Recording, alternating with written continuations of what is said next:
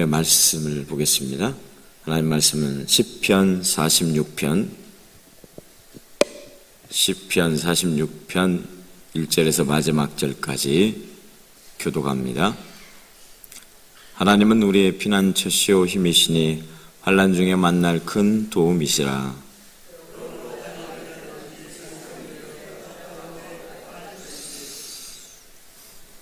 바닷물이 솟아나고 뒤놀든지 그것이 넘침으로 산이 흔들릴지라도 우리는 두려워하지 아니하리로다.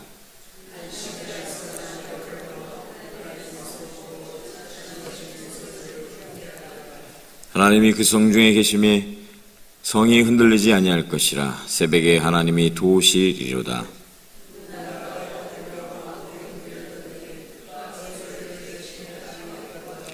만군의 여호와께서 우리와 함께 하시니 야곱의 하나님은 우리의 피난처시로다.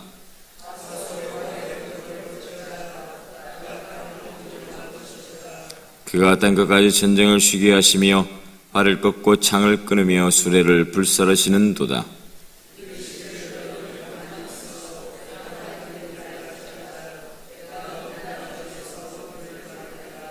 같이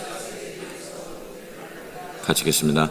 만군의 여호와께서 우리와 함께 하시니 야곱의 하나님은 우리의 피난처시로다. 아멘. 기도드리겠습니다. 사랑과 은혜가 풍성하신 하나님 아버지, 오늘도 저희를 주님의 전으로 불러주시고 생명의 말씀 앞에 서게 하시니 감사를 드립니다.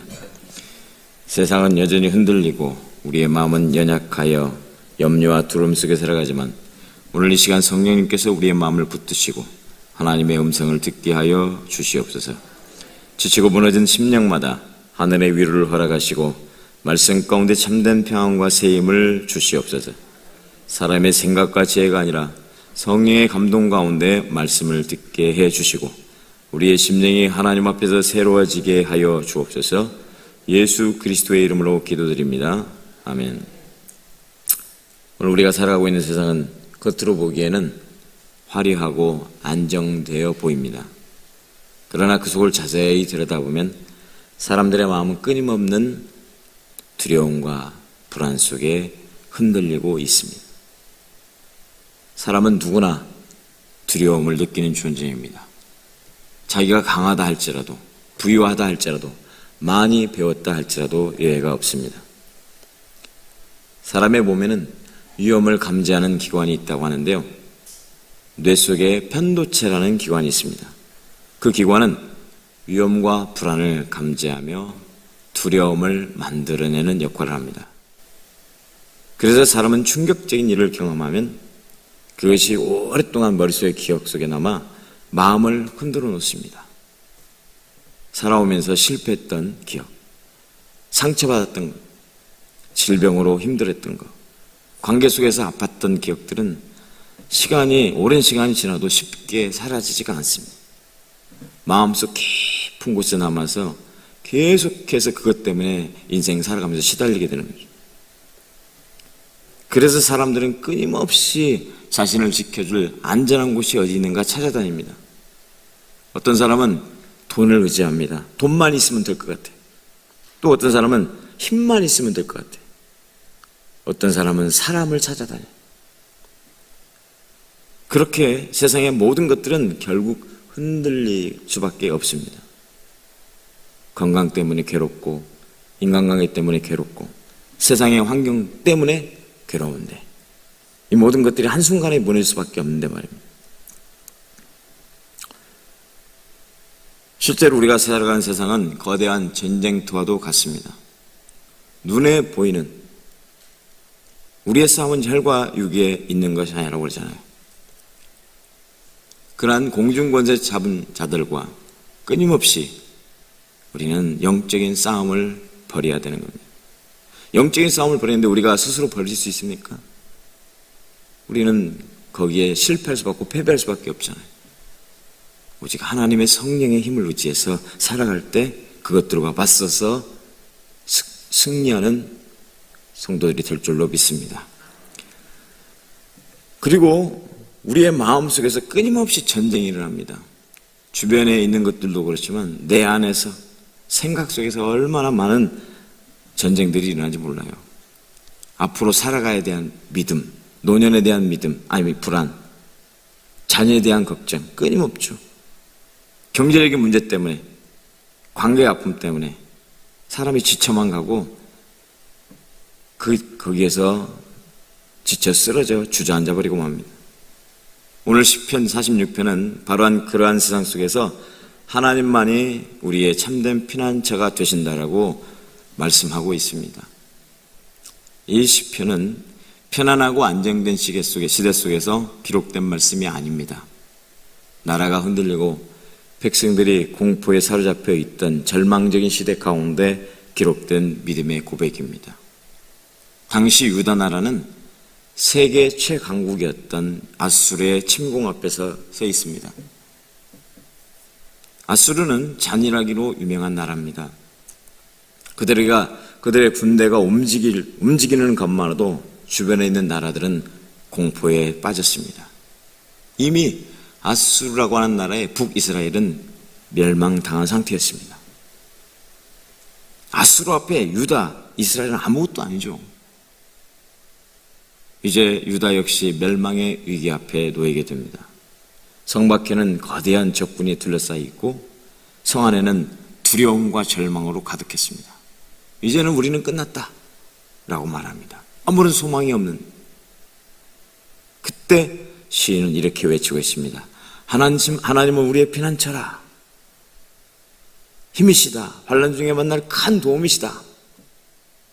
그런데 우리가 이 말씀을 보고 있지만 이 말씀은 상황이 좋아서 나온 말이 아닙니다.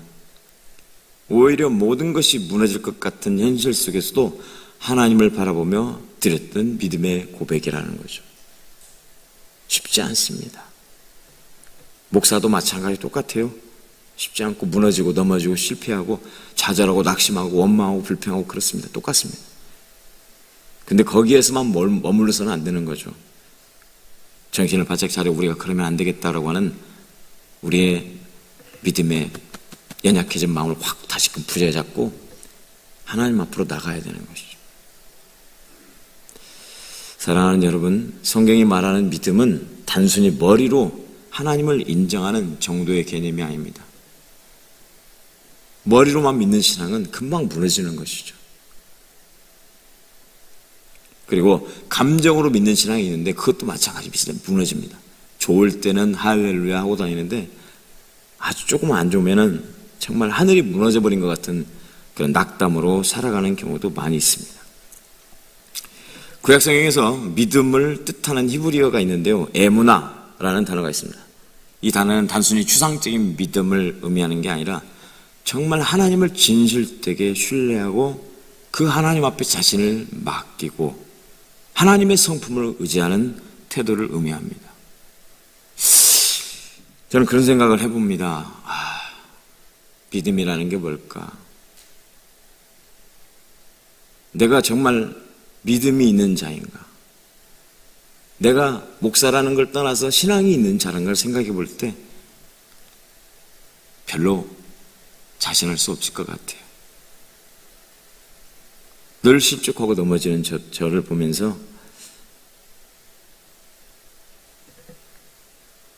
내가 성도들 앞에서 어떻게 지도자라고 하면서 그들에게 신뢰할 수 있는 하나님은 이런 분이고 이런 신앙을 가지고 살아야 한다고 자신 있게 이야기할 수 있을까? 한 가지 생각나는 게 있습니다.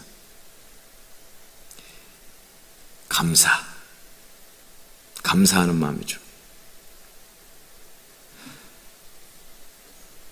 왜 그러는지 한번 말씀을 우리가 계속 들어볼 수 있기를 바랍니다.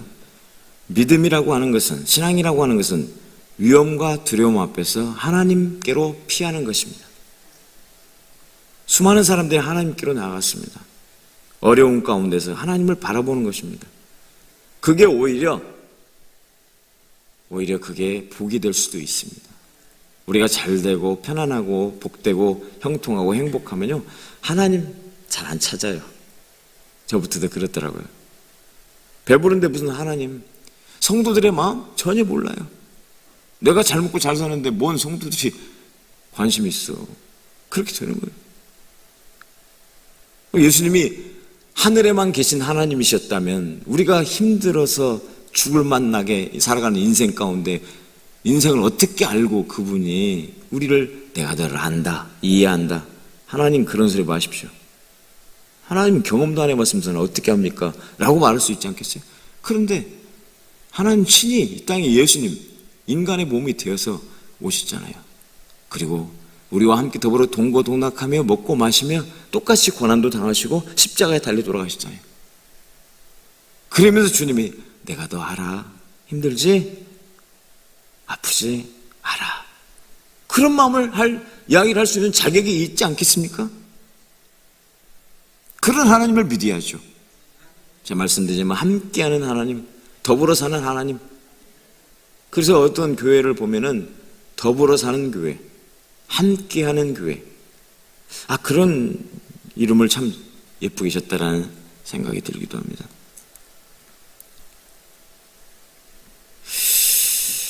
어린아이가 무서울 때 어머니 품으로 달려가듯이 오늘 우리 여러분들은 인생의 폭풍 속에서 하나님께 달려가는 사람입니다.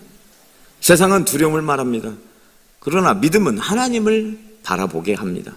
환경은 끝났다고 말합니다. 그러나 믿음은 하나님이 여전히 살아계신다고 말씀하고 있습니다.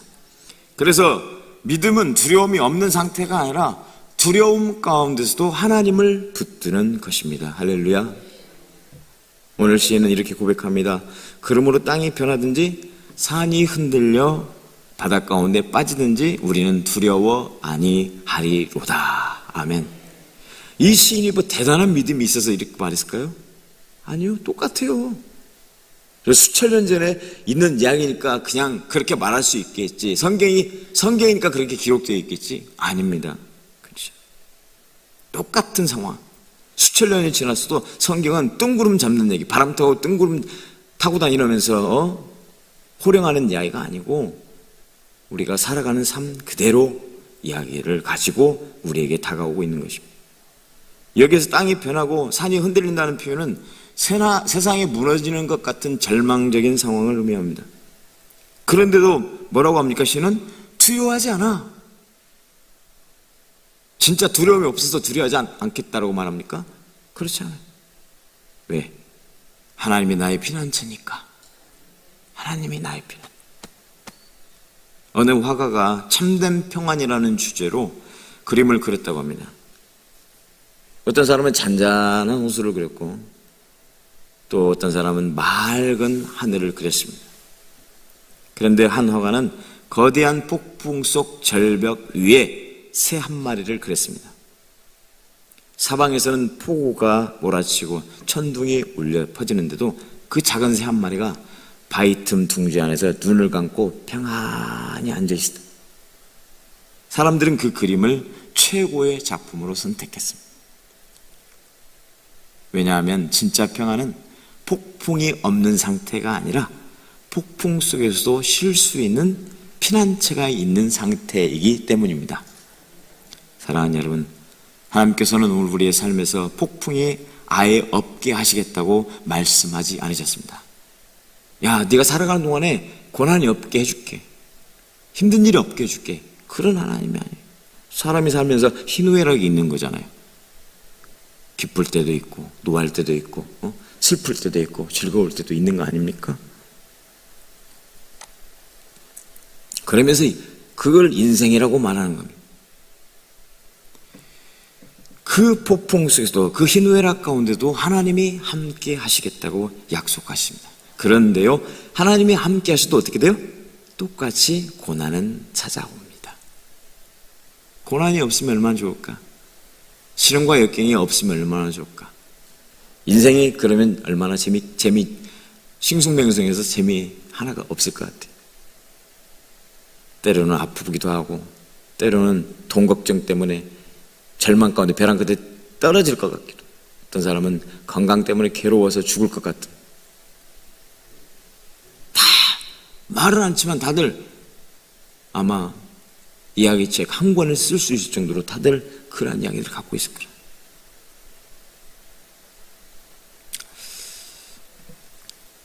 여러분, 우리는 환경 때문에 살아가는 사람이 되어서는 안 됩니다. 환경이 이렇다 저렇다 그렇게 말할 수 있어요. 저도 그러니까요. 저를 배제하고 말씀드리는 게 아닙니다. 저 또한 똑같습니다.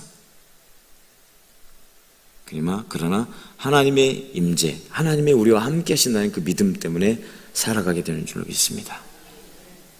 하나님은 멀리 계셔서 내가 너를 사랑한다 그런 하나님이 아니잖아요. 얘들아 복이 있니? 어떻게 살아가고 있어? 힘들지 않아? 야, 좀 그런 것 좀 내려놔. 내가 있잖아. 뭘 그렇게 걱정하고 염려해? 너는 평생 염려하며 살래? 나를 좀 바라봐. 내가 한때 많이 힘든 시간이 있었어요. 그럴 때 도대체 하나님께로부터 응답도 안 오고 너무나 어렵더라고요. 도대체 뭘까? 왜 이렇게 힘들까? 그랬는데 그것도 길을 걸어가면서 생각나게 하는 건데 뭐였냐면 주만 바라보래요. 특별한 이야기가 아니고 나를 바라보래요. 하나님이. 무슨 뭐 거창한 응답을 가지고 얘기하실 줄 알았어요. 근데 나를 바라보래요. 여러분 힘들고 어려울 때 가끔 그런 기도할 때 그렇게 하나님 응답하시잖아요. 내가 너를 사랑한다. 알고 있거든요. 하나님 사랑한다는 거 알아요. 그런 거 말고요 좀 현실적인 대답을 좀 해주시고요. 사람이 좀 하는 일 잘 되게 좀 해주시고 아이들 문제 좀 걱정 좀 없게 해주세요. 그게 진짜지. 무슨 사랑한다 안다. 괜찮아요. 하나님 알고 있어요. 하나님 우리 사랑해서 십자가를 지셨잖아요. 그렇게 반문하고 싶더라고요. 주만 바라보라. 하나님을 신뢰하라. 그도 그런 것이 우리가 아까 말씀드렸지만 영적인 전쟁 가운데 살아간다고 그러잖아요. 하나님의 사람들, 믿음의 사람들 뒤에는 누가 있냐? 천군천사, 불말과 불병거가 있잖아요. 안 믿는 자들에게는 악한 어둠의 세력들이 진을 치고 있단 말이에요. 그러면 하나님이 그들과 함께 내 편이 되어서 싸워주신다고 한다고 하면 생각해봐요. 내가 하나님을 믿지 못하고 자꾸 사람들을 쫓아다니고 돈을 쫓아다니고 그런다고 생각해보세요. 하나님을 믿지 않아. 교회를 다니긴 하는데 하나님을 별로 신뢰하지 않아. 제가 언젠가 이런 얘기를 했을 거예요.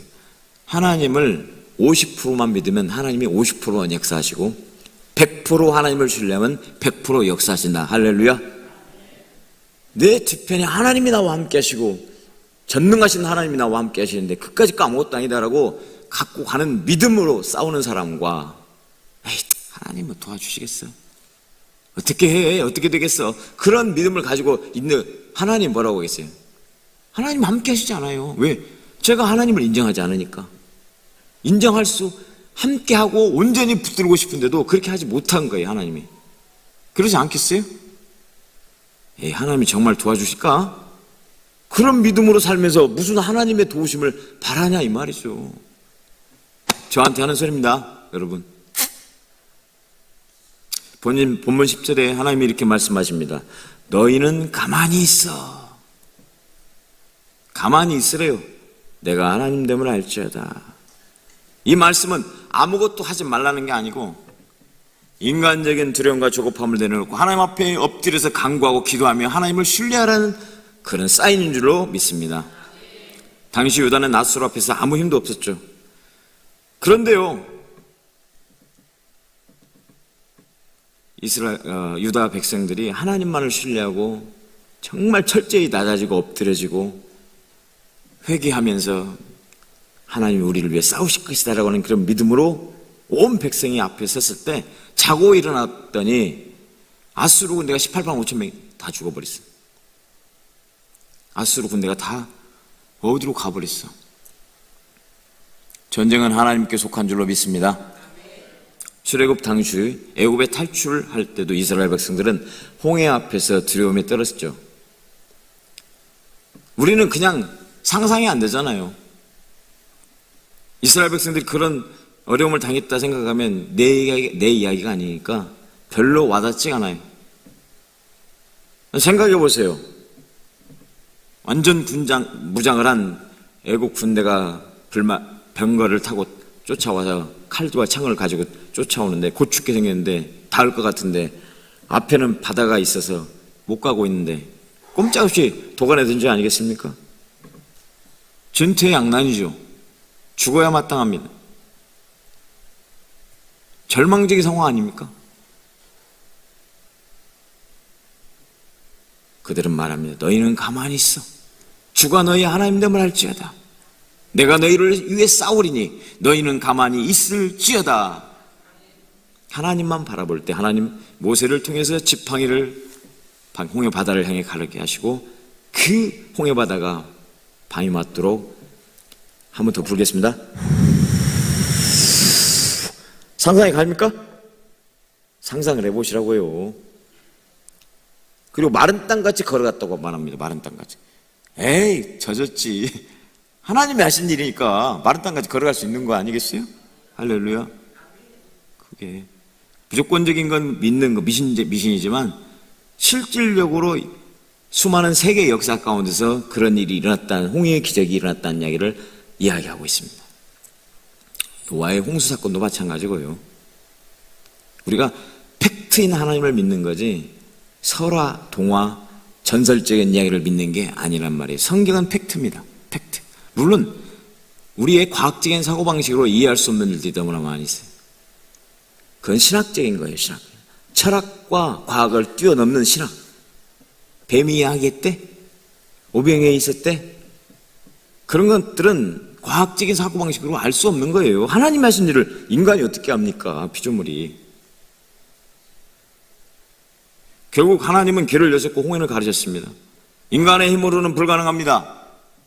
그러나 안 믿는 사람일지라도 바로의 그런 애굽의 바로일지라도 그 마음을, 강팍한 마음을 하나님이 깨뜨려 버리시는 거예요.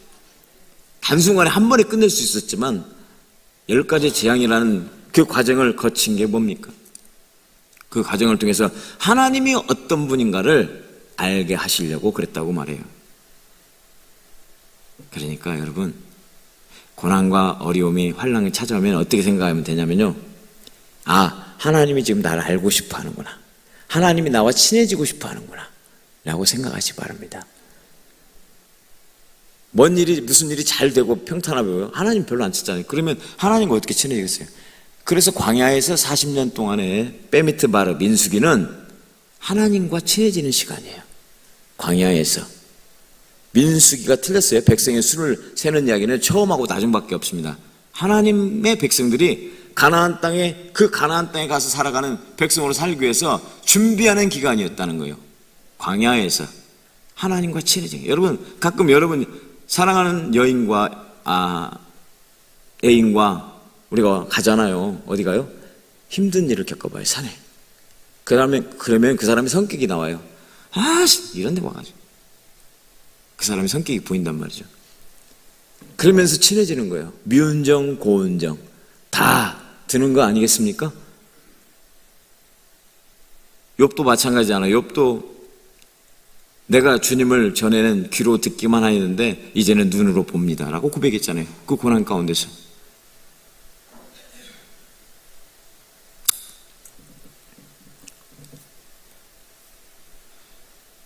조현영이라고 하는 사람 저서에 소개된 지진의 이야기도 마찬가지입니다. 건물이 무너질 것 같은 공포 속에서 모든 사람이 두려움에 떨고 있었습니다.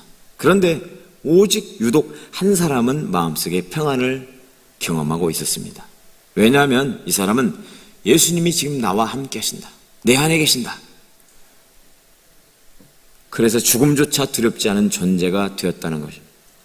세상은 흔들리고 있습니다. 오늘도 심하게 흔들립니다. 그러나 그의 마음은 하나님 안에서 흔들리지 않았던 것입니다. 이것이 바로 믿음인 줄로 믿습니다. 사랑하는 여러분, 오늘 현대인들은 너무나 지쳐 있습니다. 경쟁 속에서 살아남아야 하고 끊임없이 비교당하며 살아갑니다. 우울증과 불안, 불면증으로 시달리고 있습니다. 여러분 가운데서 지금 앉아있지만 잠을 못 자고 있는 사람이 있을 것 같아. 우울해서 죽고만 싶은 사람이 있을 거라고 생각이 돼요. 사람의 마음을 진정으로 쉴 수 있게 만드는 것은 세상의 성공이 아닙니다. 돈도 명예도 피난처가 아닙니다. 사람 역시 영원한 피난처가 되어줄 수 없습니다. 그러나 하나님은 달라요. 그런 하나님을 우리가 믿는 것이지 나 몰라 하나님을 믿습니까? 그런 하나님 때문에 새벽에 잠도 못 자고 와서 새벽 기도 드립니까?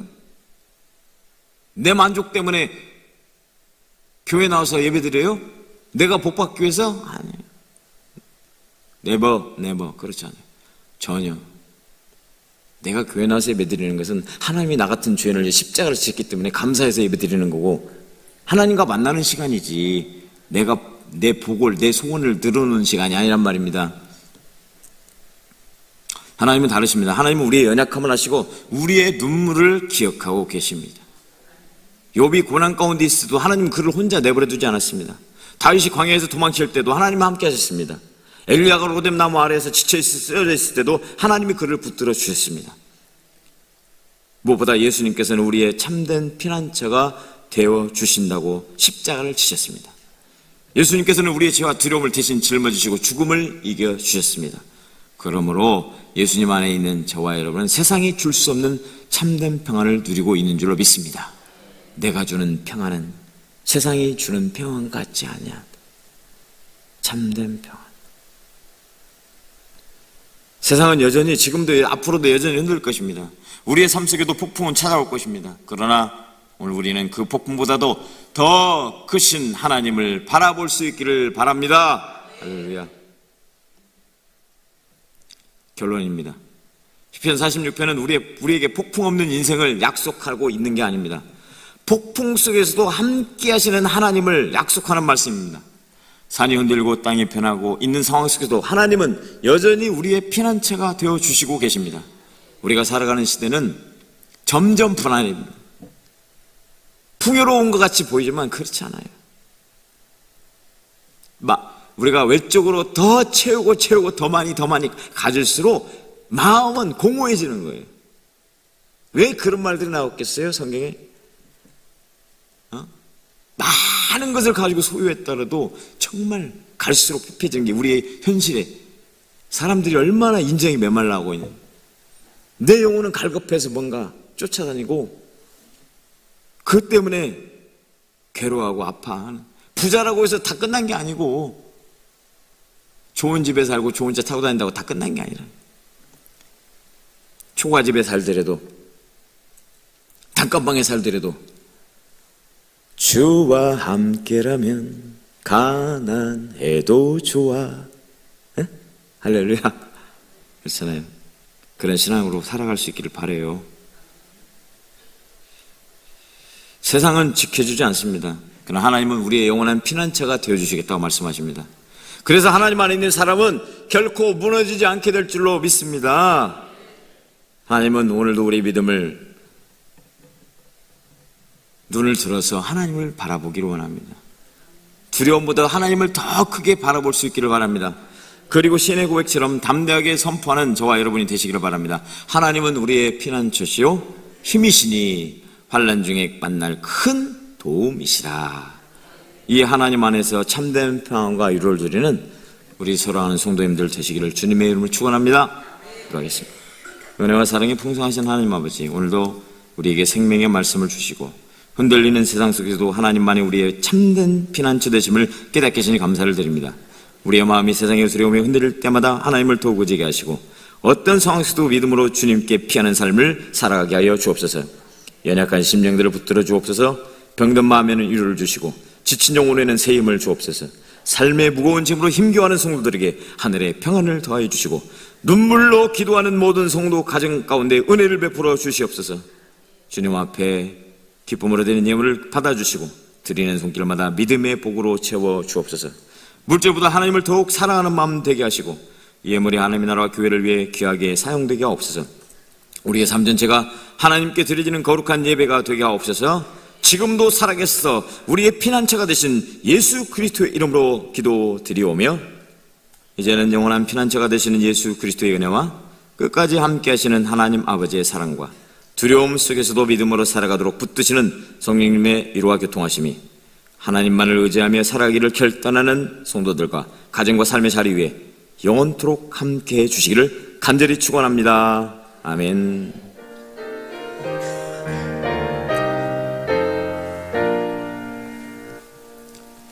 하나님 우리의 피난처 힘이시니 환난 중에 큰 만난 도움이시라, 이 말씀 붙들고 오늘도 믿음으로 기도하며 또 교회와 당회장 목사님과 또 앞으로 전도 축제를 위해서 한 영혼을 하나님께로 인도하는 걸 듣고 우리 주여 세 번 부르시고 여러분 또 각자의 개인 기도 제목을 놓고 하나님을 피난처로 삼는 마음 다게 해달라고 주여 세 번 부르시고 기도하겠습니다.